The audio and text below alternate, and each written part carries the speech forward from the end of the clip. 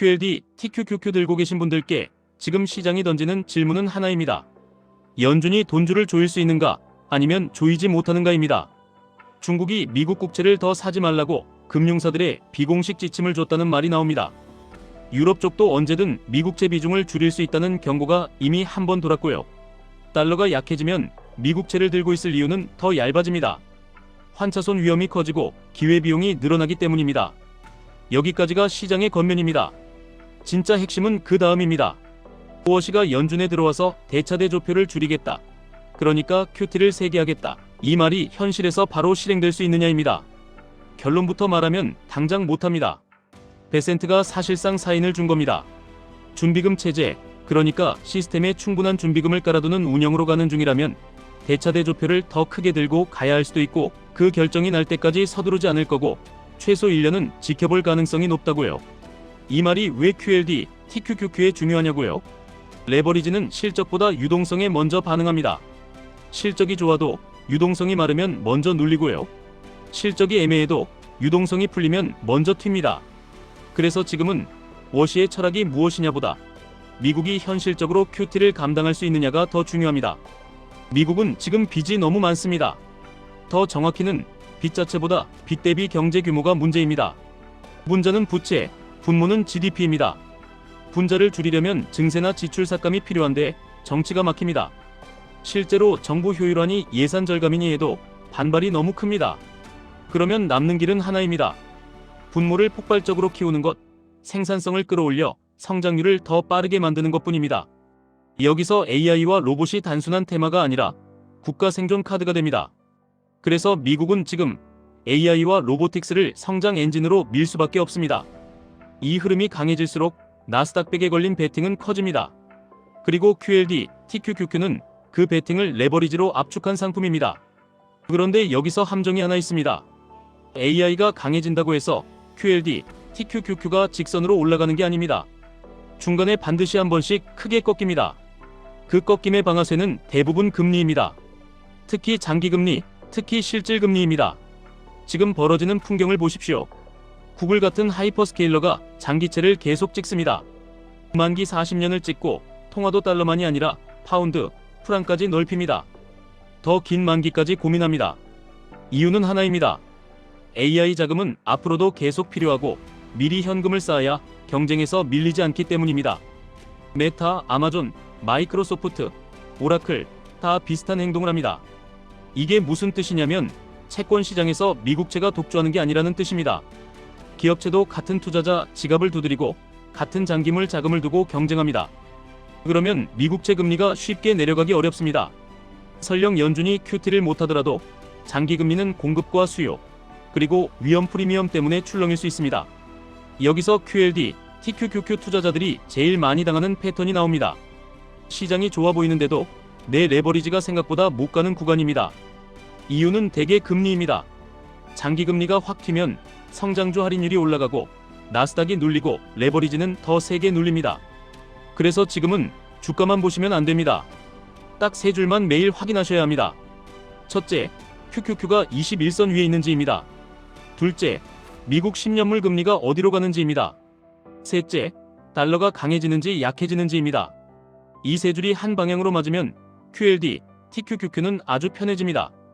QQQ가 21선 위에서 버티고 10년물이 안정되거나 내려가고 달러가 과하게 강해지지 않으면 레버리지는 추세를 타고 올라갑니다. 반대로 QQQ가 21선 아래로 밀리고 10년물이 올라가고 달러가 강해지면 레버리지는 한 번 더 털립니다.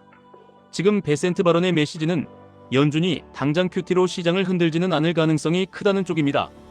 이건 레버리지의 플러스입니다. 하지만 동시에 미국채 수요가 흔들릴 수 있다는 메시지이기도 합니다. 중국이 덜 사고 유럽이 덜 사고 달러가 약해지면 장기금리는 다시 튈 수 있습니다. 이건 레버리지의 마이너스입니다. 그러니까 지금 국면은 한 줄로 정리하면 이겁니다. 유동성은 당장 닫히기 어렵지만 금리는 언제든 날뛸 수 있는 구간입니다. 그래서 전략은 올인도 아니고 공포 매도도 아닙니다. 구간을 나눠서 조건을 나눠서 분할로 대응하는 겁니다.